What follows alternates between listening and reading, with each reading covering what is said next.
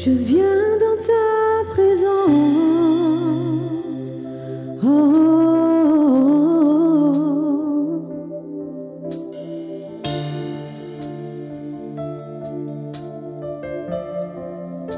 Je viens dans ta présence,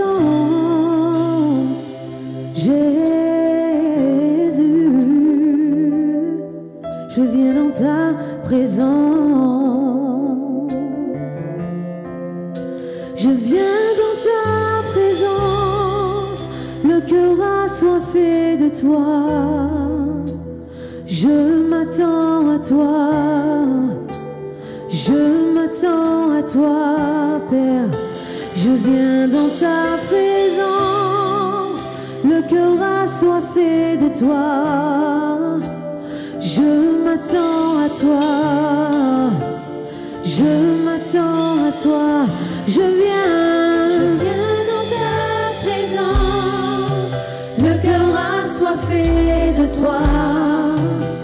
Je m'attends à toi, je m'attends à toi. Je viens dans ta présence, le cœur assoiffé de toi. Je m'attends à toi, je m'attends à toi. Je viens dans ta présence, le cœur assoiffé de toi. Je m'attends à toi, je m'attends à toi. Je viens dans ta présence, le cœur assoiffé de toi. Je m'attends à toi, je m'attends à toi. J'ai tant besoin de toi, Père, de toi seul. J'ai besoin de toi.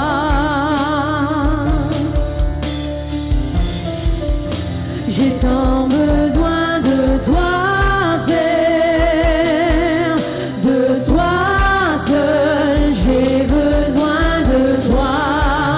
J'ai tant besoin de toi. J'ai tant besoin de toi, Père, de toi seul dans ma vie chaque jour. J'ai besoin de toi. J'ai tant besoin de toi, Seigneur. J'ai tant besoin de toi, Père, de toi seul. J'ai besoin de toi.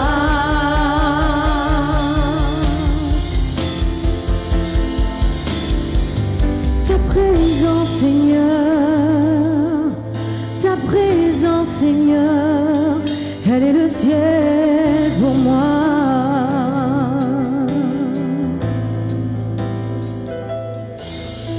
Ta présence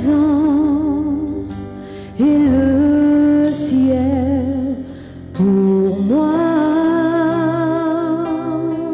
Lorsque je viens dans ta présence, Seigneur, ta présence est le ciel pour moi. Nous voulons le déclarer que ta présence, Seigneur, ta présence est le ciel pour moi. Déclare-le avec nous. Nous voulons dire que ta présence, Seigneur, ta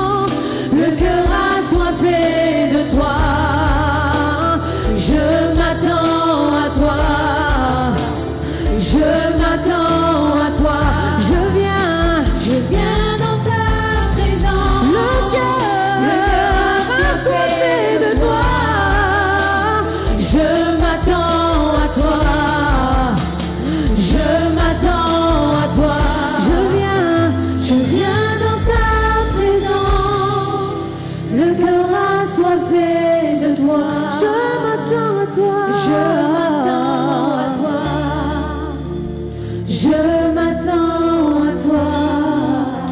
Je viens dans ta présence.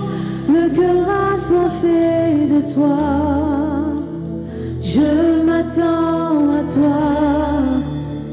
Je m'attends à toi.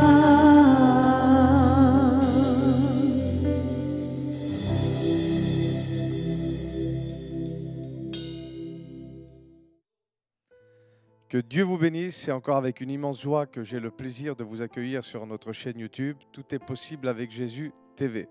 Je suis votre frère Chris et j'ai un mot de Dieu pour vous. Amen. Nous allons voir ensemble aujourd'hui un thème que Dieu m'a communiqué, c'est « Active par la louange la puissance de la délivrance ». Active par la louange la puissance de la délivrance. Est-ce que tu crois à la délivrance ? Dis amen là où tu es. Est-ce que tu crois à la délivrance? Est-ce que tu crois que c'est possible de l'activer, de faire en sorte que tu es au bénéfice de la délivrance et que par ta délivrance, tu peux aussi libérer les gens qu'il y a autour de toi? Alléluia, on est ensemble. Et j'aimerais te dire que Dieu nous a donné un chemin dans la Bible qui s'appelle la louange. Oui, elle peut s'exprimer de plusieurs manières, mais la louange, au préalable, c'est déjà une attitude de cœur, un acte de reconnaissance. Alors, on ne pourra pas donner toute la définition complète de la louange dans la Bible, mais je crois qu'il y a des choses qui sont spirituelles et puis on peut être au bénéfice justement de certaines volontés de Dieu simplement en effleurant ce sujet. Je pense que dans le temps, on y reviendra, mais aujourd'hui, on va effleurer ce sujet et je pense sincèrement dans mon cœur que si tu écoutes ce message, que si tu prêtes foi dans ce message, que si tu passes un temps justement à ouvrir ton cœur à ce que Dieu veut nous dire dans ces moments, il peut y avoir des choses qui changent pour de vrai dans ta vie. Je dis pour de vrai. Parce que combien de fois il semble qu'on a reçu des choses, combien de fois il semble qu'on avait reçu des bénédictions, qu'on avait reçu des délivrances, qu'on avait reçu des guérisons, et puis on s'aperçoit quelque part, au bout d'un moment, que ça n'adhère pas, que ça ne tient pas. Et moi je prie pour qu'à partir d'aujourd'hui, si tu mets ta foi dans ce qui va être fait, que ce que tu reçois durera dans le temps. La Bible dit que celui qui est au creux de la main de Jésus, personne ne peut le ravir. Et la louange est un chemin tracé par la divinité pour nous permettre justement, un des chemins je dirais, pour nous permettre de rester dans sa main.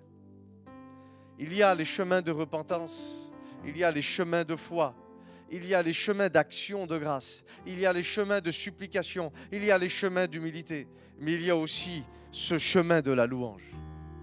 La louange. Dis avec moi la louange là où tu es. Dis avec moi la louange, je ne t'entends pas. Alléluia. On va regarder quelque chose qui s'est passé dans la Bible, dans le livre des Actes à partir du chapitre 16 et du verset 16. Paul est en train de faire l'œuvre de Dieu. Il est missionnaire, il est apôtre, il enseigne. Il vient, il délivre les personnes par la grâce de Dieu. Il prie pour les gens sont libérés, les gens sont guéris. L'œuvre de Dieu se manifeste à travers lui, à travers ses mains, à travers sa bouche. Des personnes acceptent le message de Dieu. La repentance vient s'installer. Le réveil est là. Des gens veulent de Jésus. Ils passent par les eaux du baptême. Des choses sont devant eux. Et la Bible dit qu'à partir du verset 16, à un moment donné, ils ont été dans un lieu de prière et une servante qui avait un esprit de python, retenez bien, un esprit de divination, un esprit de voyance. Paul est en train de faire l'œuvre de Dieu et cette personne est en train de la suivre. Et elle procurait, la Bible dit, un grand profit à ses maîtres. Verset 17. Elle se mit à nous suivre, Paul et nous. Et elle s'est mise à crier, ces hommes sont les serviteurs du Dieu très haut. Ils vous annoncent la voie du salut. Et elle fit cela pendant plusieurs jours, la Bible dit. Et Paul, à un moment donné, a été fatigué. Il s'est retourné vers elle. Et il va commencer à menacer l'esprit en lui disant, je te l'ordonne, dans le nom de Jésus-Christ, tu vas sortir d'elle maintenant. Et la Bible dit que l'esprit qui était en elle est sorti à l'heure même. Alléluia. Verset 19. Mais les maîtres de la servante, écoutez bien, voyant disparaître l'espoir de leur gain, se saisirent de Paul et de son compagnon Silas. Et ils les ont traînés devant la place publique, devant les magistrats. Verset 20. Et ils les présentèrent au prêteur en disant, ces hommes sont en train de troubler notre ville. Il y a de la confusion. Et j'aimerais te dire que quand tu fais l'œuvre de Dieu, quand tu es dans le plan de Dieu, il y a ce qu'on appelle les réjouissances de l'appel. La joie qui est liée justement à la fructification des dons et des talents que Dieu nous a donnés. Mais il y a aussi les adversités qui sont là, les épreuves, les choses qui vont arriver, qui ont été établies dans le monde spirituel par les puissances ténébreuses pour bloquer justement l'œuvre de Dieu. Ces hommes sont en train de troubler notre ville. Verset 21. Ce sont des Juifs et ils annoncent des coutumes qui à nous est pas permis de recevoir et de les suivre parce que nous sommes des Romains. La foule se souleva contre eux aussi et les prêteurs ayant arraché leurs vêtements ordonnèrent qu'on prenne ces hommes et qu'on les frappe. La Bible dit au verset 23, après qu'on les eut chargés de coups, comme si ce n'était pas suffisant, on les jetèrent en prison et on recommanda au geôlier de les garder sûrement. Verset 24, le geôlier ayant reçu cet ordre, jeta dans la prison intérieure ces hommes. Ça veut dire qu'il y avait des cellules qui étaient plus gardées que les autres. Et regardez, et on les attacha aux pieds, on leur mit des ceps. Et vers le milieu de la nuit, et ça c'est particulier, combien de personnes ont commencé à être tourmentées justement dans le milieu de la nuit. Ou quand il n'y a plus de voix, quand les enfants dorment, quand peut-être le mari ou la femme est en train de s'endormir, on éteint la télé et on se retrouve tout seul. Et là, la voix des ténèbres vient. Tu fais l'œuvre de Dieu, mais regarde ce qui t'arrive. Tu pries pour les malades, mais regarde ta maladie. Tu chasses les démons, mais tu ne vois pas comment tu es angoissé, oppressé, tourmenté. Tu baptises des gens, des familles, mais ta famille à toi, elle ne vient pas à Dieu. Et il y a toutes ces choses qui viennent souvent justement à un moment où le diable a réussi à nous isoler. Mais je bénis Dieu, alléluia. Parce que c'est possible de briser toute forme de mensonge à travers des vérités déclarées. La Bible dit, et c'est Dieu qui dit, réveille ma mémoire. Je ne sais pas si vous réalisez comment ce verset est beau. Réveille ma mémoire. Nous allons plaider ensemble. Ça veut dire qu'il est temps justement d'entrer dans une nouvelle étape à travers la prière, l'adoration et la louange. Regardez ce que la Bible dit. Vers le milieu de la nuit, certainement que les puissances étaient en train de venir tourmenter Paul et Silas. Mais eux, ils ont rendu sourds et muets l'œuvre des ténèbres à leur sujet par le moyen de la louange. La Bible dit que Paul et Silas ont commencé, alléluia, à prier. Et ils ont commencé à chanter des louanges à Dieu. Quelque chose était en train de s'élever de la cellule jusqu'au trône de Dieu. Et la Bible dit que tous les prisonniers qui étaient autour, écoutez bien, étaient en train d'entendre les prières et les louanges de Paul et Silas. Alléluia. Verset 26. Et tout à coup, la Bible dit, il se fit un grand tremblement de terre, en sorte que les fondements de la prison furent ébranlés. Et au même instant, toutes les portes se sont ouvertes. Alléluia. Et les liens de tous les prisonniers ont été rompus. La Bible dit au verset 27 que le geôlier se réveilla. Et lorsqu'il vit les portes de la prison ouvertes, il a eu peur. Il a été pris de panique. Il a tiré son épée et il a voulu se tuer. Il a voulu se suicider. Pensant que les prisonniers s'étaient enfuis, parce qu'il dit là je suis perdu, là je suis foutu. Verset 28, mais la voix de Paul s'est fait entendre et il a crié, ne te fais point de mal, parce que nous sommes ici. Que c'est beau. Alors le geôlier a dit ceci, comment faut-il faire pour être sauvé? Alors, je ne vais pas rentrer dans un débat théologique. Est-ce qu'il parlait de sa propre vie? Est-ce qu'il parlait par anticipation ou prophétiquement de la vie éternelle? je vous laisse voir avec ça. Mais la Bible dit que Paul a dit, si tu crois au Seigneur Jésus, alléluia, si tu crois au Seigneur Jésus, et j'aimerais te le dire aussi à toi, si tu crois au Seigneur Jésus, ma sœur, si tu crois au Seigneur Jésus, mon frère, serviteur de Dieu, servante de Dieu, si tu crois au Seigneur Jésus, si tu te mets dans son œuvre, si tu t'occupes de ses affaires, la Bible dit, je te sauverai toi et toute ta famille. Il y a des promesses parce que Dieu est le Dieu des familles. Quand il a mis Adam et Ève dans le jardin, dans la pensée de Dieu, il y avait aussi toute la descendance, alléluia, d'Adam et Ève, jusqu'à nous aujourd'hui. La Bible dit que la volonté de Dieu, c'est de sauver tous les hommes. Alors oui, tous les hommes ne seront pas sauvés.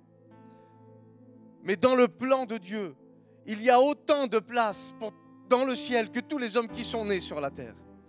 Parce que c'est simplement une histoire d'amour et ça, il faut le comprendre, il faut le considérer.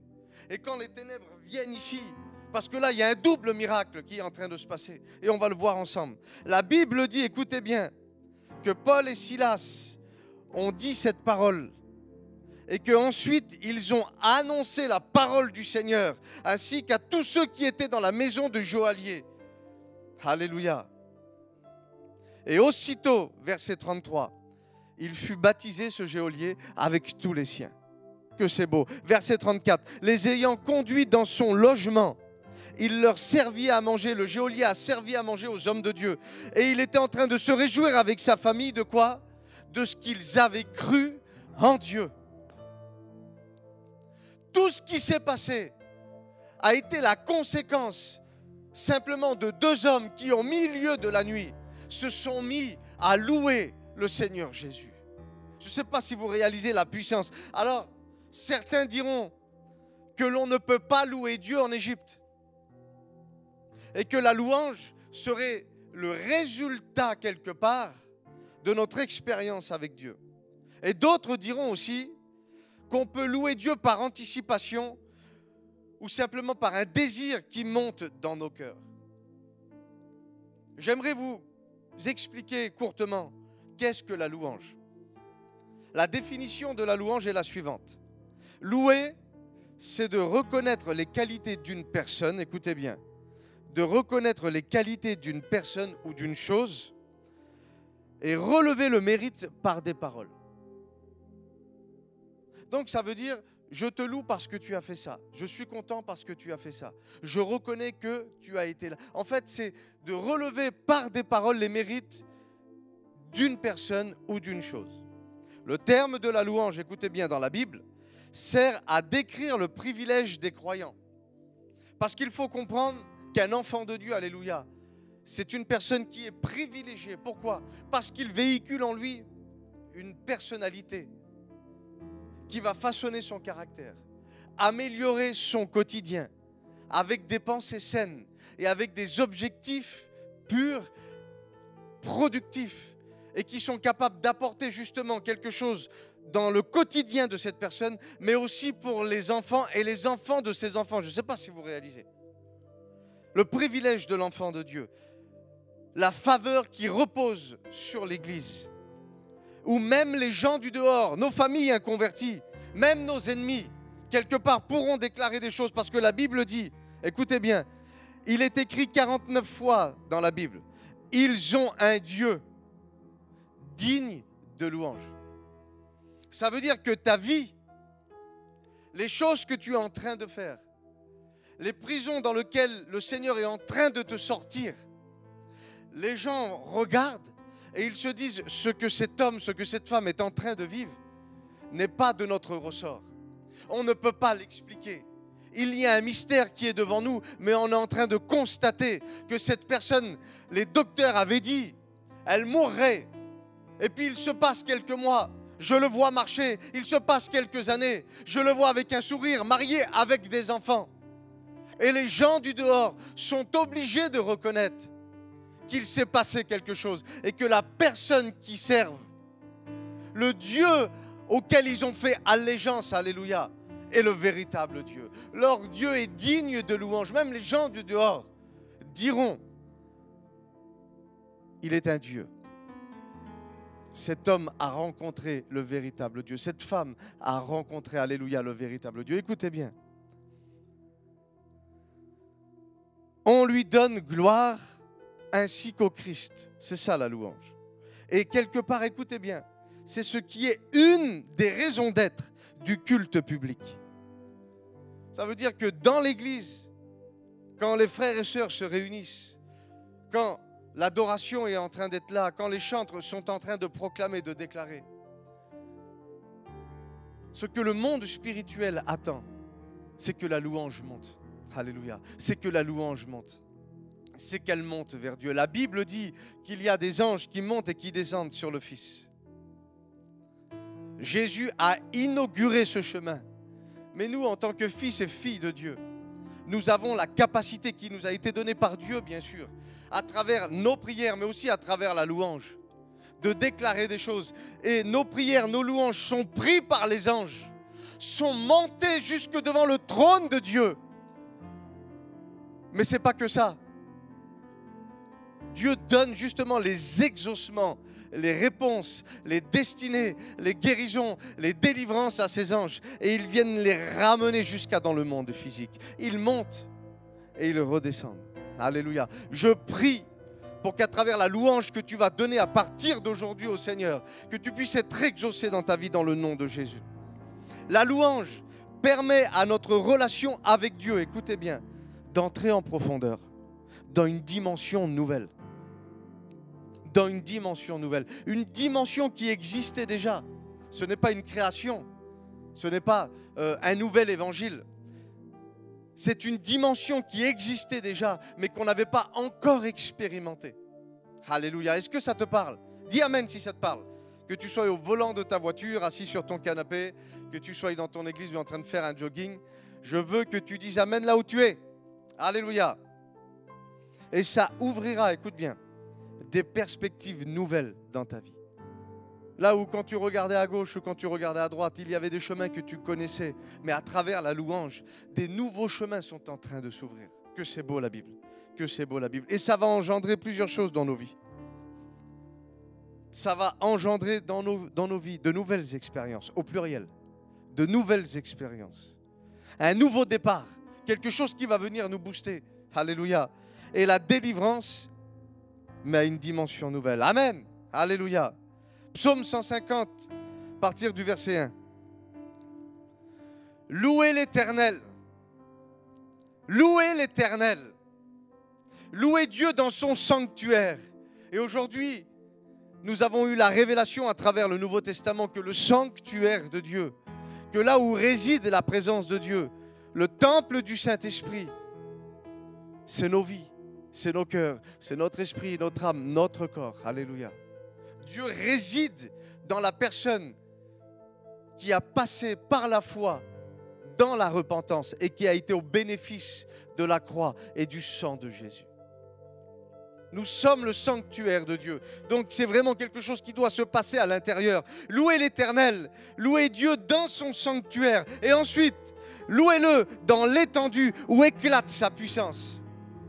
La puissance de Dieu doit être visible, palpable et se manifester. La puissance de Dieu, c'est la mer qui s'ouvre. La puissance de Dieu, c'est les éléments qui s'arrêtent. La puissance de Dieu, c'est un démon qui est chassé dans un corps. La puissance de Dieu, c'est quand quelqu'un qui est dans la rue, qui n'a plus d'argent, qui n'a plus d'espoir, qui n'a plus de famille, un jour rencontre une personne qui l'invite à l'église, qui lui donne des habits, qui lui donne à manger, qui lui donne à boire, qui le rétablit dans la société et qui ensuite fait de lui une personne qui prend une revanche sur la vie. C'est ça aussi, amen, la puissance de Dieu.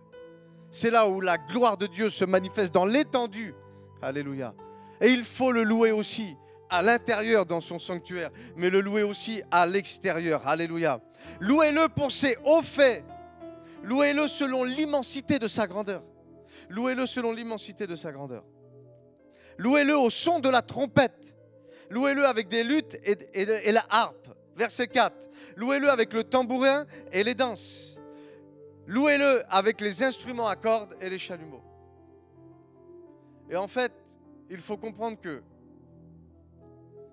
ce n'est pas le fait simplement de jouer quelques cantiques ou de jouer de la musique qui fera que tu as une véritable louange. Mais la louange peut être mise dans le véhicule de la musique, dans le véhicule des mélodies, dans le véhicule des chants. Parce qu'on a bien compris qu'au départ, la louange, c'est une attitude de cœur qui doit se révéler en public par des paroles. Parce que nous croyons justement que quand on parle, la montagne partira. On croit que quand on parle, les anges entendent. On croit que quand on parle, les puissances des ténèbres entendent aussi. Et que Dieu soit béni pour ce qu'ils sont en train d'entendre. Parce qu'ils vont reculer dans ta vie dans le nom de Jésus. Alléluia. Dis amen si tu crois à cette parole dans le nom de Jésus. Louez-le avec des cymbales sonores, louez-le avec des cymbales retentissantes. La louange doit être une manifestation physique, visible et audible. Alléluia. Verset 6. Que tout ce qui respire loue l'Éternel. Et voici le conseil pour clôturer justement ce chapitre 150 du psaume. Louez l'Éternel. Comme si c'était un impératif. Mais quand Dieu nous demande des choses, vous savez que nous ne sommes pas en train de semer pour Dieu, mais nous sommes en train de semer pour nous. Quand Dieu veut qu'on sème dans son corps, nous sommes son corps, nous sommes en train de semer pour nous-mêmes. Quand Dieu inspire à ton cœur de commencer à rentrer dans la supplication, il va se passer quelque chose. Quand Dieu aspire à ton cœur d'entrer dans l'état d'esprit de louange, d'action de grâce et de reconnaissance, fais attention, il y a quelque chose qui va atterrir dans ta vie. Alléluia. Alléluia. On loue Dieu pour ce qu'il est. On le loue en tout temps, que ce soit dans les bons et surtout justement dans les mauvais jours, avec de la musique et à haute voix. Alléluia. Et vous savez, si je reviens en Acte 16 et que je voudrais me faire une réflexion sur ce que je suis en train de voir, sur ce que Paul et Silas sont en train de passer. Je ne sais pas, mais ils sont dans l'œuvre de Dieu. Ils ont pris des risques, ils se sont séparés de leur famille. Et puis, il commence à se passer des choses. Il y a comme un réveil qui est en train d'arriver. Et d'un seul coup, on les prend, on les accuse à tort, on les frappe, on les fait taire et on les met en prison. Il y a de quoi se poser des questions. Et puis si moi j'aurais des mots à donner, j'aurais dit souffrance, confusion, déception. Je ne sais pas, mais il y a eu des choses qui se sont passées comme ça dans ma vie où quelque part il y a comme une forme de rébellion devant Dieu. Je ne comprends pas les choses. Des oppressions, tu te sens trahi. Et pour finir, je vais peut-être même mourir dans la prison. Seigneur, pourtant je pensais faire ta volonté, je pensais faire les choses que tu me disais. Et des fois, à cause d'un événement qui est en train de se passer devant nous, on oublie les paroles que Dieu nous a données. Il est important que ta louange repose, écoute bien, sur ce que Dieu est et sur ce que Dieu t'a dit. Alléluia. Sur ce que Dieu t'a dit. Paul savait de manière concrète qu'il ne devait pas mourir dans cet endroit. Et la louange est montée. Et la louange est montée. La Bible dit, écoutez bien verset 23, après qu'on les eut chargés de coups, qu'on les a jetés en prison, qu'on a demandé aux gardes de les garder, on va aller directement au verset 25, vers le milieu de la nuit, alléluia, Paul et Silas ont commencé à prier et ont chanté ces fameuses louanges. Et la Bible dit que tous les prisonniers qui étaient autour, alléluia, étaient en train de les entendre. Il y a quelque chose qui était en train de se passer, alléluia. Et j'aimerais te dire que si Dieu te demande de prier ou s'il te demande de louer, c'est qu'il a décidé de t'exaucer. Dis amen. Si Dieu te demande de prier ou de louer, c'est qu'il a décidé, alléluia, de t'exaucer. Si pendant qu'on prie, Dieu nous inspire justement à prier, à louer de cette manière, attendez-vous. Alléluia, écoutez bien, attendez-vous à ce qu'il se passe quelque chose. On a vécu ces choses-là. Moi, je te dis, si tu rentres dans un hôpital et que Dieu te demande de commencer à louer, je te le dis, c'est qu'il va y avoir des guérisons. Dis amen. Je te le dis, il va y avoir des guérisons. Si tu es dans une prison comme eux et que tu as été poussé justement à louer le Seigneur, c'est que des captifs vont être libérés. Que ce soit des captifs au sens spirituel, des captifs au sens émotionnel ou même dans le sens physique. J'ai pu côtoyer pas mal de personnes qui sont rentrées en prison et qui juste avant se sont convertis ou alors qui se sont convertis dans la prison. Pas tous, mais beaucoup de personnes. Vous écouterez leur témoignage. Il disait d'un seul coup, dans ma chambre, quelque chose est arrivé. J'étais dans le mitard et quelque chose est arrivé. Et j'ai commencé à adorer le Seigneur comme je ne l'ai jamais fait.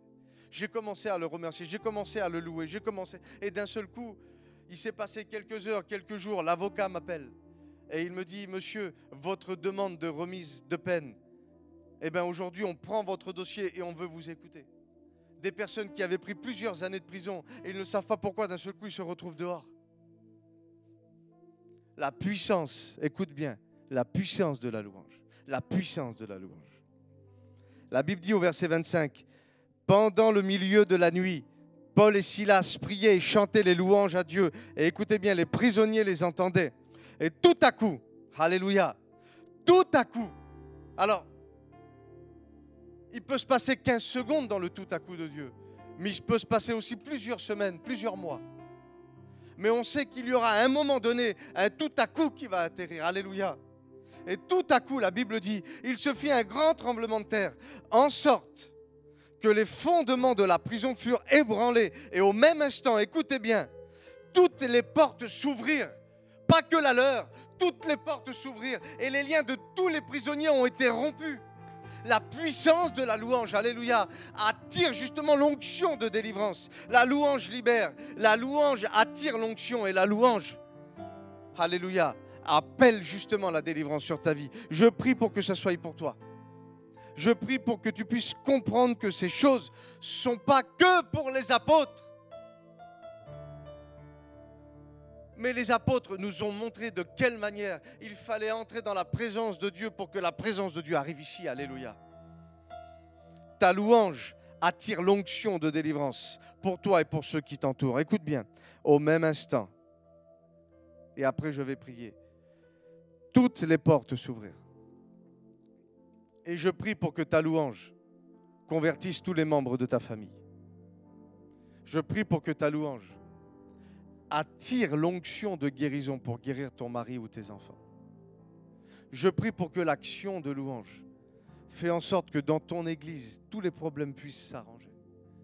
Je prie pour ces choses. Alors, ferme tes yeux là où tu es et on va prier ensemble. Ferme tes yeux là où tu es. Ou tu lèves tes mains vers le ciel. Et on va attirer ensemble dans la prière l'esprit de louange. On va attirer ensemble dans la communion l'esprit de louange. On va attirer ensemble dans nos familles la repentance par la louange. Alléluia. Au nom de Jésus, que les destinées soient libérées. Père, nous sommes devant toi. Et je te dis merci pour ce que tu es en train d'opérer. Merci pour la puissance de la louange qui active justement, alléluia, les délivrances, Seigneur. Au nom de Jésus, je te prie pour que chaque personne qui sont présentes, qui sont connectées au son de ma voix, puisse entendre, mâcher, emmagasiner, accepter ce message afin de pouvoir le manifester dans leur vie, pour que cette onction puisse tomber sur eux dans le nom de Jésus, que les captifs qu'il y a autour d'eux puissent être libérés dans le nom de Jésus. Nous appelons des conversions, nous appelons les guérisons, nous appelons les délivrances par la louange. Merci Seigneur parce que tu as donné ton Fils. Merci Seigneur parce que les mains de ton Fils ont été percées pour nous. Merci parce que son côté a été transpercé. Merci pour les paroles qui ont été libérées à la croix. Merci pour cette délégation d'autorité, alléluia, que tu nous as donnée. Merci pour la Bible que tu as laissée à ton Église dans le nom de Jésus. Je prie pour que des témoignages se lèvent en cascade et que toutes les personnes qui ont compris et qui ont vécu des choses grâce à cette prédication puissent témoigner autour d'eux qu'il y a une action justement de délivrance quand on décide d'activer la louange dans nos vies. Dans le nom de Jésus. Dans le nom de Jésus. Que Dieu vous bénisse.